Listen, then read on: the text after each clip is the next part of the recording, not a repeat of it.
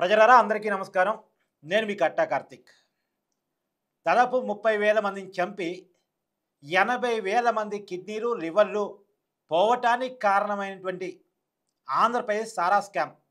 అందరూ మద్యం స్కామ్ అని రాస్తున్నారు. కానీ నేను సారా స్కామ్ అని చెప్పేసి అంటున్నాను.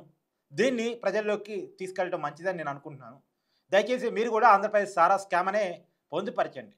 ఎందుకంటే జగన్మోహన్ రెడ్డి గారి పాలనలో అమ్మినటువంటి బ్రాండ్లు అత్యంత నీచమైనటువంటి బ్రాండ్లు, ఏమాత్రం క్వాలిటీ లేనటువంటి బ్రాండ్లు అని చాలామంది చెప్తూ ఉంటారు.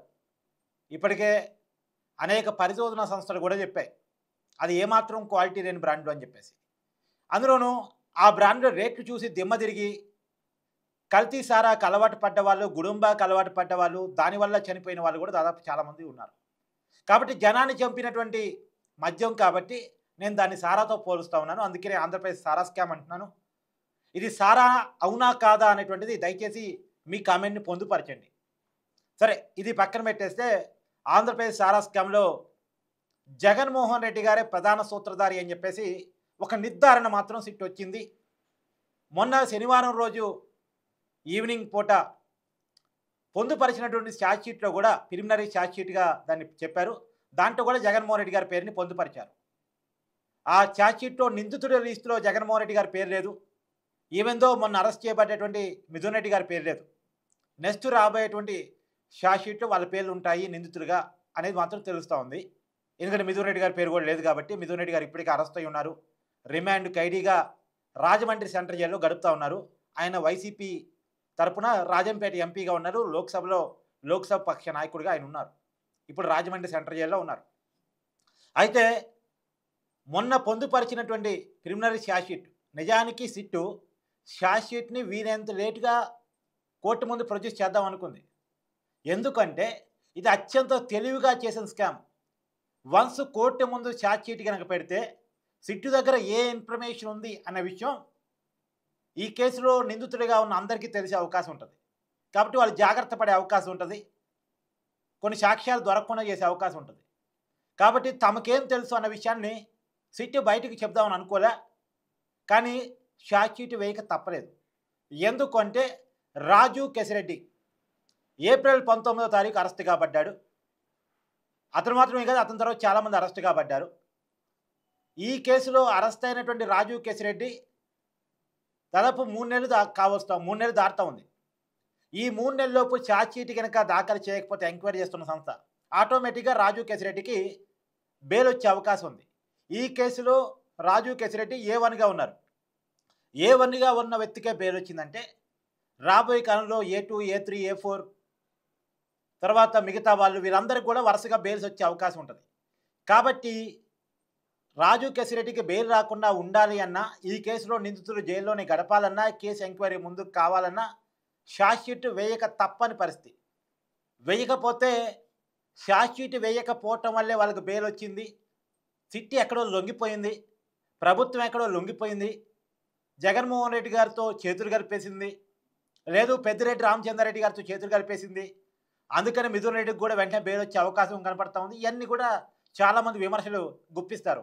మొన్న మిథున్ రెడ్డి అరెస్ట్ అయ్యే రోజు కూడా అరెస్ట్ అవుతాడని నేను చెప్పినప్పటికి కూడా అరెస్ట్ అవుతాడో లేదో, పెద్దిరెడ్డిని అరెస్ట్ చేయలేదు కదా, మిథున్ రెడ్డి మాత్రం అరెస్ట్ చేస్తారా, పెద్దిరెడ్డి గారికి చంద్రబాబు నాయుడు గారికి ఎక్కడో ఒప్పందం కుదిరింది, ఇలా రకరకాల వార్తలు వడ్డీ వారించేశారు.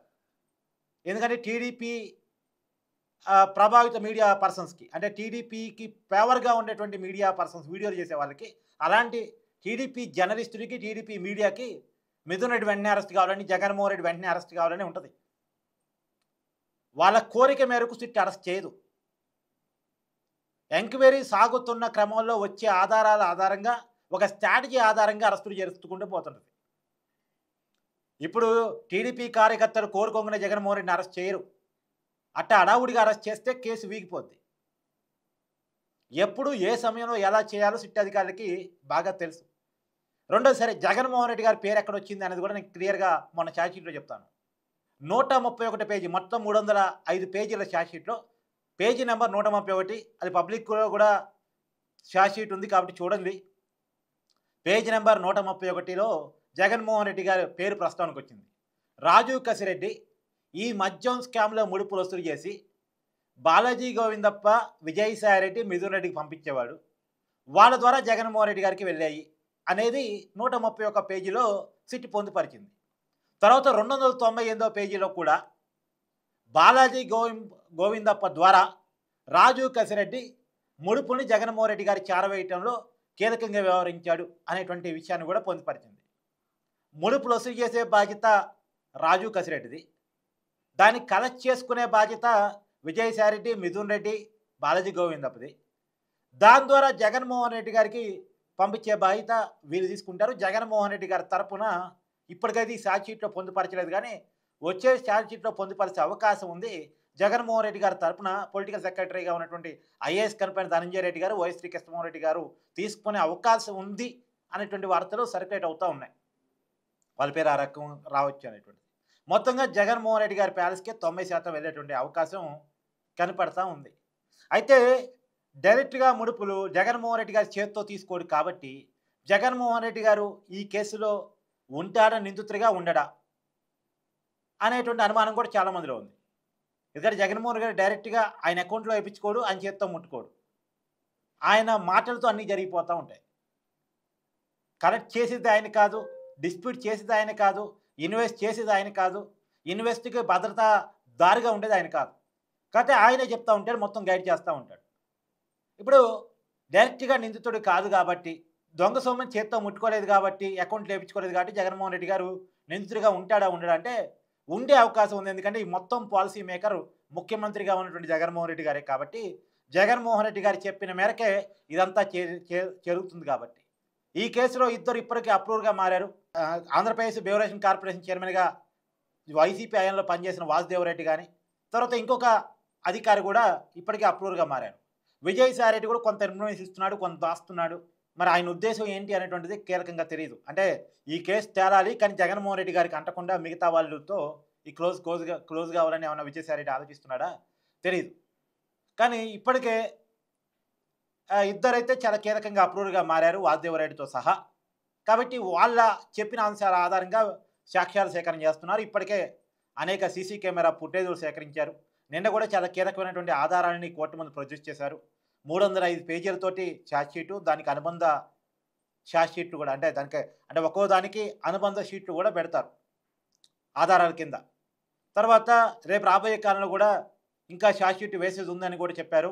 ఇంకా ఈ కేసు ఎంక్వైరీ ముందుకు వెళ్లాల్సి ఉంది, ఈ కేసు ఇది ప్రిలిమినరీ మాత్రమే, ఇంకా కూడా ముందుకు పోయే అవకాశం ఉంది అనేటువంటి విషయాన్ని కూడా చెప్పారు.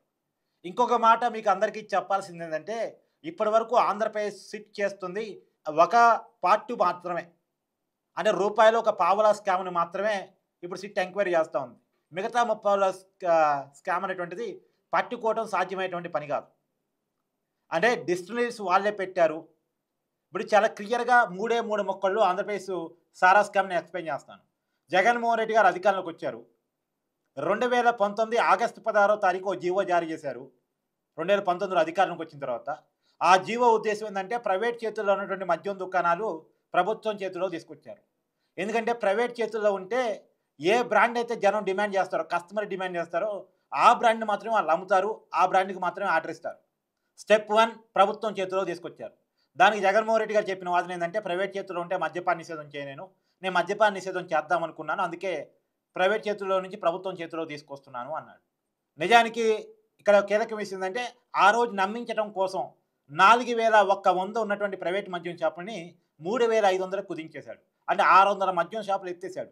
ఓ నిజమే జగన్మోహన్ రెడ్డి గారు మద్యపాన నిషేధం చేస్తున్నా అనుకున్నారు, కానీ అది కాదు ఉద్దేశం. ప్రభుత్వం చేతుల్లో ఉంటే, ప్రభుత్వం తన చేతుల్లో ఉంది కాబట్టి తను కావాలనుకున్న బ్రాండ్లు అమ్మొచ్చు. ఇప్పుడు ప్రైవేట్ చేతుల్లో ఉందనుకోండి, మా కెమెరామెన్ నాయుడు చేతుల్లో ఒక మద్యం షాప్ ఉంది, నా చేతుల్లో ఒక మద్యం షాప్ ఉందనుకోండి, మీకు అర్థం కావడం కోసం చెప్తున్నాను. నాయుడు దగ్గర కావాల్సిన బ్రాండ్ లేదనుకోండి, నా షాప్కి వచ్చి కొంటారు. కానీ ప్రభుత్వం చేతుల్లోనే అన్ని షాపులు ఉన్నాయనుకోండి, ఇక ఆప్షన్ లేదు, ప్రభుత్వం ఎక్కడికి పోయినా అదే బ్రాండ్ నమ్మిద్ది. అది ఇష్టం ఉంటే తాగాలి, లేకపోతే లేదు. తాగాలనుకునే వాడికి, నాలుక బీక్కపోయేవాడికి వేరే ఆప్షన్ ఉండదు. అందుకోసం ప్రభుత్వం చేతుల్లోకి మద్యం షాపులు తీసుకొచ్చారు. అర్థమైంది కదా చాలా క్లియర్గా. అమ్మాలనుకున్నారు. తర్వాత తయారు చేసే సంస్థలు కూడా తమ చేతిలో తీసుకున్నారు. లీలా డిస్టిలరీస్, అదాని డిస్టిలరీస్, ఇలాంటి అనేక డిస్టిలరీస్ ఓపెన్ చేశారు. దాన్ని కూడా ఛార్జ్షీట్లో చాలా కీలకంగా సిట్టు పెట్టింది. తయారీ వాళ్ళదే, అమ్మేది వాళ్ళే, రేట్ ఫిక్స్ చేసేది ఆటోమేటిక్గా గవర్నమెంట్ వాళ్ళే. కాబట్టి దాదాపు 70% రేట్లు పెంచి మరీ అమ్మారు. రేట్లు పెంచితే తాగేవాళ్ళు తగ్గుతారని చెప్పేసి వాళ్ళు బయటికి చెప్పారు కానీ, తాగే వాళ్ళ సంఖ్య కోసం కాదు, లాభాలు అధికం కోసం, కమిషన్ల కోసం రేట్లు పెంచారు. తర్వాత ఇప్పుడు అర్థమవుతుంది ఆ విషయం. తర్వాత క్యాష్ అండ్ క్యారీ పద్ధతిలో మాత్రమే అమ్మారు.